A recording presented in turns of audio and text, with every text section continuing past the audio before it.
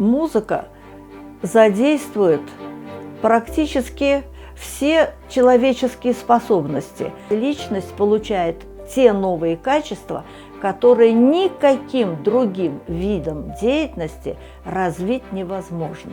Если ребенок 1 год занимается музыкой, то связь между двумя полушариями увеличивается практически на 20%, утверждают ученые. Было доказано, что музыкальные занятия меняют мозг. Они меняют характер нашего восприятия, они расширяют наши творческие возможности. Музыка есть основа основ. Музыка как бы транслирует законы мироздания. Выше музыки только Бог.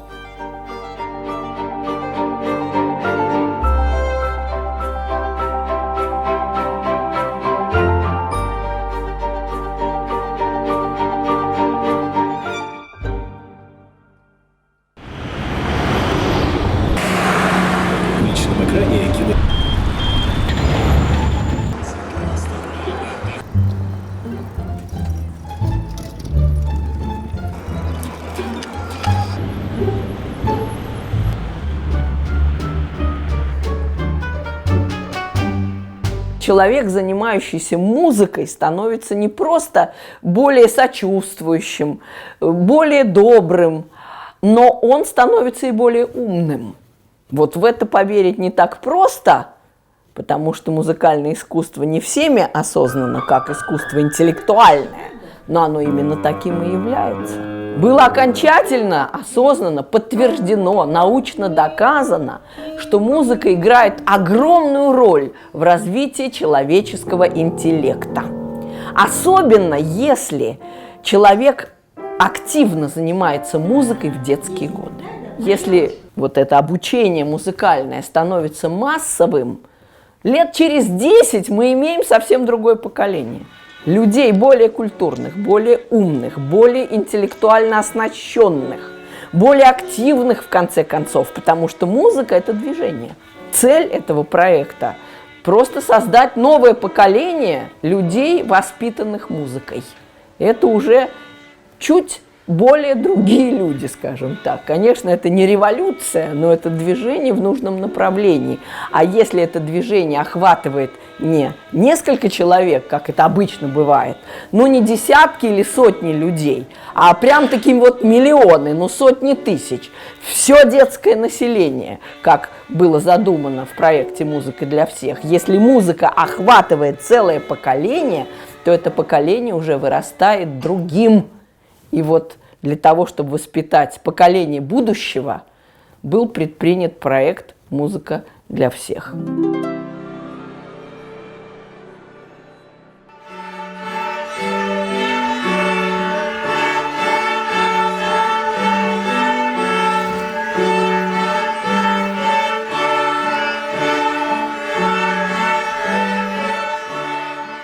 Все дети, которые занимаются, они очень успехи делают в других дисциплинах тоже.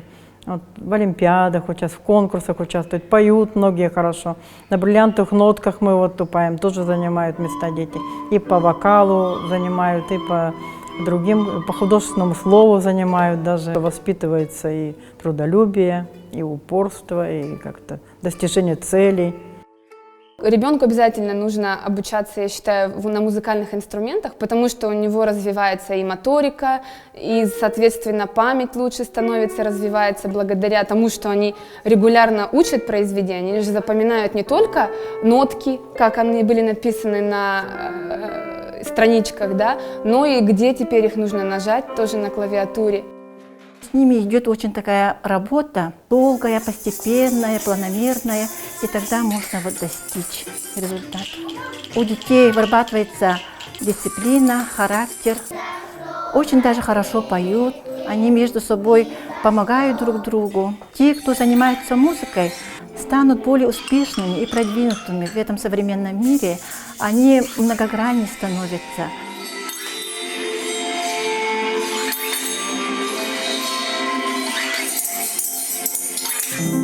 Буква, цифра и нота – это 3 знаковые системы, которыми должен владеть каждый образованный человек.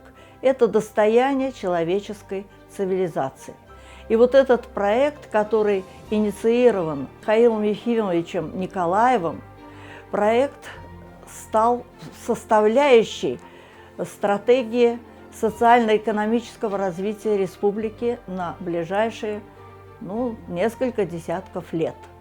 Вот в этом, конечно, его главная уникальность.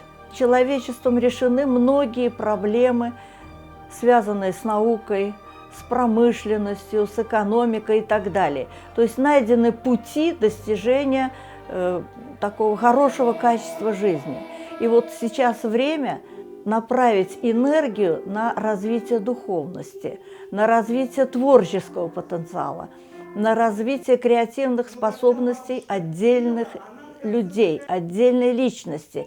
Конечно, естественно, это все должно быть прежде всего в системе образования. Один человек понял это и создал прецедент для того, чтобы в нашей стране действительно это направление уже носило не стихийный характер, как, скажем, не в отдельных случаях, не в отдельных учебных заведениях, но это стало массовым, это явление массового масштаба.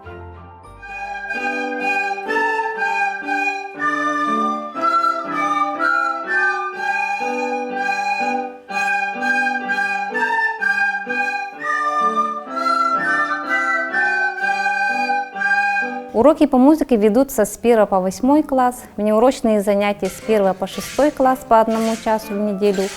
И дополнительно в первых и вторых классах выделено по 1 часу, так как с 2017 года школа является опорным пунктом по реализации проекта «Музыка для всех» в Намском Улусе.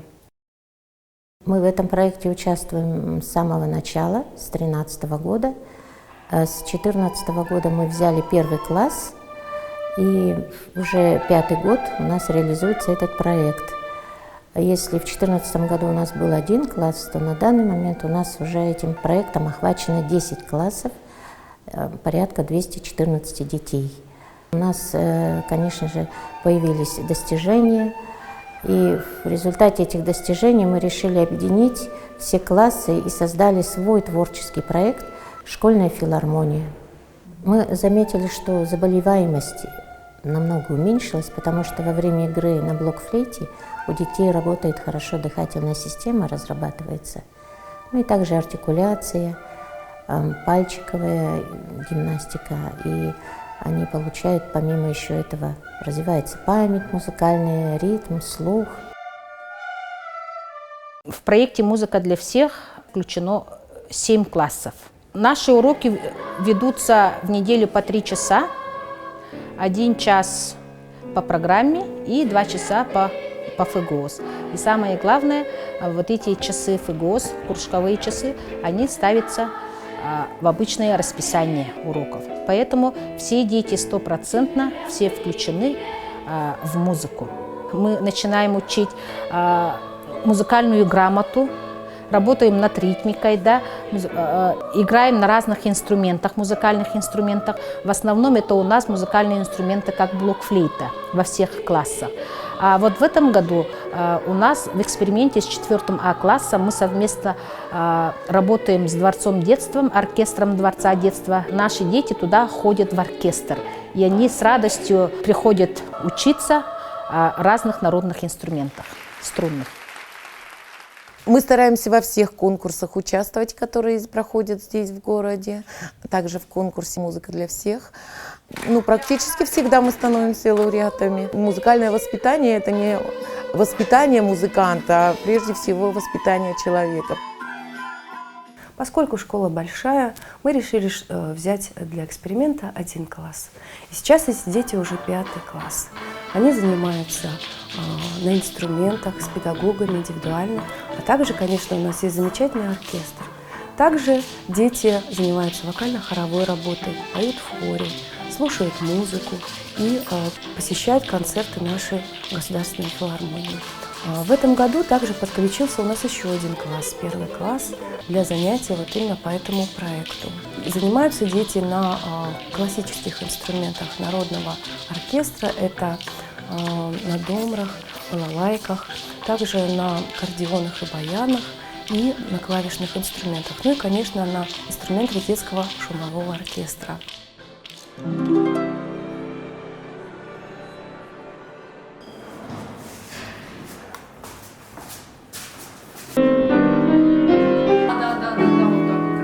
Также снимаешь. То есть дома это натренировываешь. Хорошо. Теперь дальше к следующему пути. И отпускаешь. Открытием нашего проекта стала Аида Филиппова, 4-летняя девочка. Нынче, вот когда 5-летие мы отмечали, она стала приняла участие в конкурсе «Щелкунчик» и стала мини-щелкунчиком. И в этом году она открывала фестиваль «Москва встречает друзей». Она является стипендиатом фонда Спивакова. Ей было 3 года, ну почти 4, то есть она пришла, ей около 4 было. И, совсем маленькая, но уже с такими очень смышленными глазками, заинтересованными. Нет, Аида, конечно, очень одаренный ребенок, во-первых, да, то есть музыкально одаренный. А музыкальная одаренность, она включает в себя несколько составляющих. Основная способность музыкальной одаренности – это вот очень мощный отклик на музыку, чувствование этой музыки, ощущение этой музыки. И оно не просто эмоциональное ощущение, это ощущение формы, ощущение красок. То есть это вот очень много туда входит, вот в эту одаренность. Да? Помимо каких-то еще музыкальных способностей, как там слух, ритм, да, это такие как бы мелкие способности. Но неотъемлемую часть составляет вот умение трудиться. И вот как она будет трудиться, и как она будет хотеть трудиться и добиваться чего-то. Вот будет ли она в дальнейшем, да, там, со сценой связана или не будет, это уже зависит не только от ее музыкальной одаренности, но и от ее как бы целеустремленности, трудолюбия, вот от других еще качеств, которые нужны для того, чтобы в профессии как-то реализоваться. Проект этот, он рассчитан на всех детей. Это независимо от того, там, отвели их родители, водили ли их в музыкальную школу или нет. То есть привлечь их и хоть как-то там связать их с музыкой. Вот. Поэтому в этом отношении он, конечно, большое дело делает. И если он будет развиваться, и действительно все больше будет детей привлекаться, и я надеюсь, что не просто они будут привлекаться, а еще будут как-то определяться как раз среди этих детей одаренные дети, и их будут направлять в музыкальные школы. Хотелось бы, чтобы вот проект, он как-то все-таки выискивал вот эти звездочки.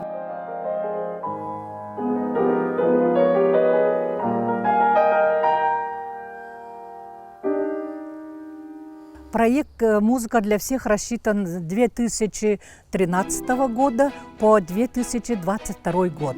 За это время мы должны пройти 3 этапа. Сейчас мы находимся на 2-м этапе, то есть на этапе практической реализации проекта.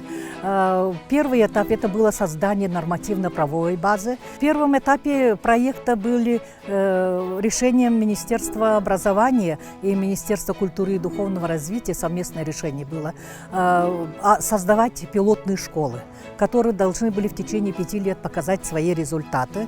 И оно и получилось, эти результаты мы в этом году определили победителей именно вот пилотных школ. Любой проект продвигается только силами энтузиастов.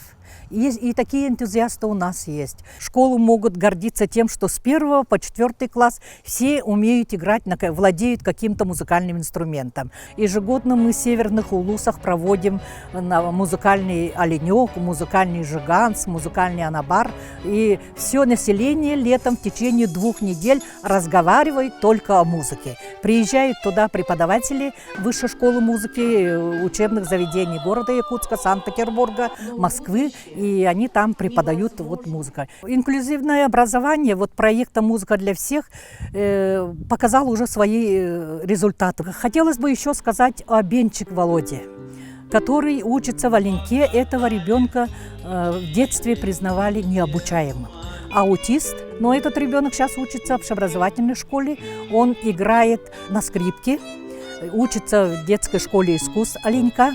И Ирина Сергеевна, ее учитель, гордится. И мы надеемся, что он поступит в высшую школу музыки. Мы в основном опираемся на общеобразовательные школы. И хотелось бы, что после третьего нашего конгресса, в котором будет принято решение, что обязательно трехчасовое занятие музыки нужно для духовного развития наших детей.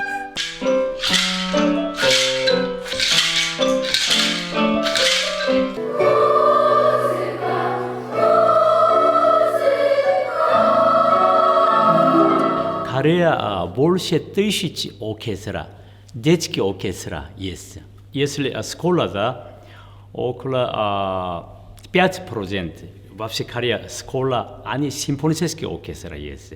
80 дети играете, да, или они хор есть. Сейчас Якутия это очень активный. Корея не очень активный.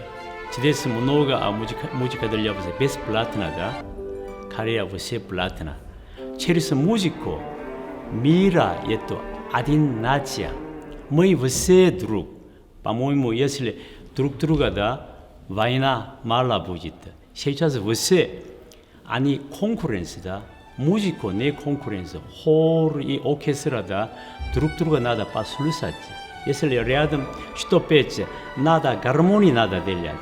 Я не хочу, уже гармонии проблем будет, да. Через музыку мира будет объединиться. Это цель музыки, да.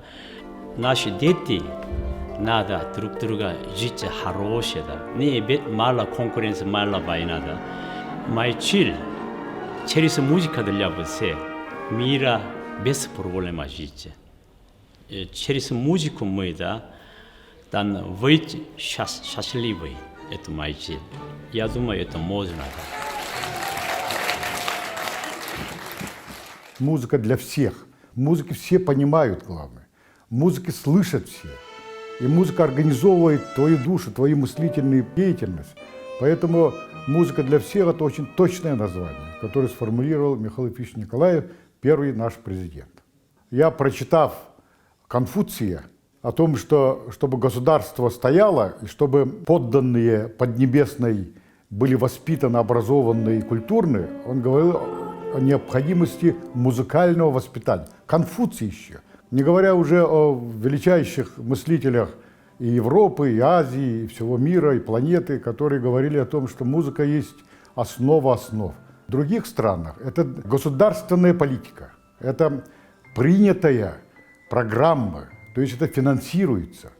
Если пока у нас занимается этим проектом Министерства культуры Республики, Министерства образования, музыкальные школы и правительство принимает такие локальные решения, то в других государствах это изначальная основа воспитания, основа духовного воспитания. Основа не только еще духовного, культурного такого воспитания, еще и основа воспитания интеллекта. Есть такое выражение «начало владычно над всем последующим». То есть какое семя на землю упало, или вырастает дуб, или сорняк какой-то вырастает, лучше в самом начале для школьника заложить вот это вот гармоничные, незыблемые законы, которые преподает музыка. Тогда вот эти дети, школьники, они в будущем, становясь строителем, президентом, простым работником, и торговым, и экономистом, и учителем, и так далее, они будут на сознательном уровне будут понимать все эти законы через музыку. Миссией является воспитать гармоничного, духовно правильно организованного человека, а цель с тем, чтобы этот человек, который прошел воспитание, музыкальное воспитание, он в последующем, становясь, обретая разные профессии и продолжая судьбу в разных векторах своего развития, он имел вот эти знания, глубокие знания, духовные знания. Это что гармония музыки дает ему особые, опору такой духовную. Вот цель. Придет время, когда наша республика наша станет самой музыкальной, а наши дети станут самыми образованными, духовно крепкими, и музыка станет для них это опорой.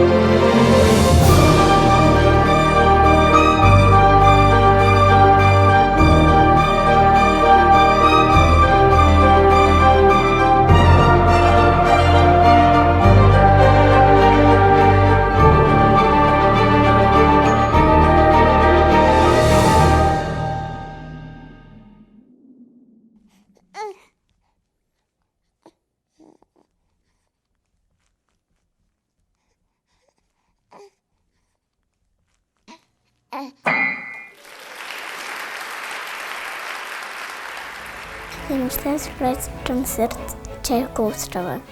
Вот еще у меня есть мечта стать преподавателем. Когда я вырасту, я хочу стать композитором песен. Я хочу стать архитектором, потому что я хочу, чтобы наш город стал великим. Я занимаюсь музыкой, но я хочу стать стоматологом. Хирургией хочу заняться. Ну и я тоже буду заниматься музыкой. Хобби — это мое будет хобби. Музыка для меня значит творчество. Это невозможно описать словами. Когда я вырасту, я хочу стать актером. В фильме могут быть моменты, где надо петь. Но я там, наверное, смогу спеть. Музыка для меня значит просто все, потому что я без музыки даже жить не могу. Это для меня как кислород. В будущем я хочу стать врачом, но я не буду бросать музыку, потому что все-таки хочу продолжить ей заниматься и стать более профессиональной. Вдруг, если ребенок не занимается музыкой, просто ему, если это не нравится, да, то ему этот мир намного скучнее становится. Музыка для меня — это чудо.